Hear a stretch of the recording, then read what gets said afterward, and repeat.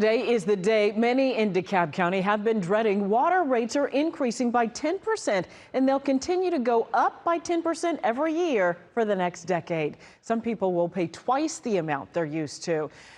Political reporter Doug Reardon was in Decatur after speaking to people about how they are preparing for it.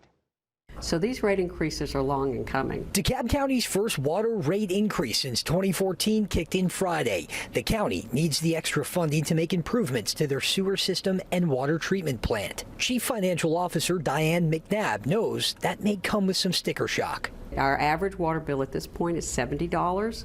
That will take the water bills up to $182. But again, that's over a 10-year period.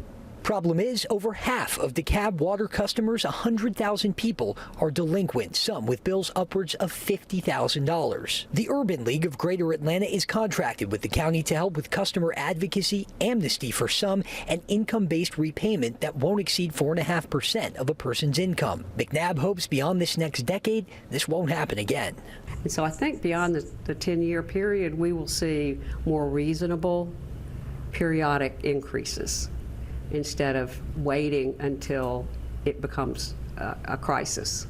But if those programs were working as intended or reaching the people who they're supposed to reach, we probably wouldn't be having this conversation today. Dom Kelly is co-founder and CEO of New Disabled South. In DeKalb County, an estimated 10% of the population is disabled and desperately needs water for therapies and to power vital medical equipment. If rates go up, disabled people live in poverty at twice the rate of non-disabled people. So the people who are going to be most impacted by water shutoffs because of lack of payment are disabled people.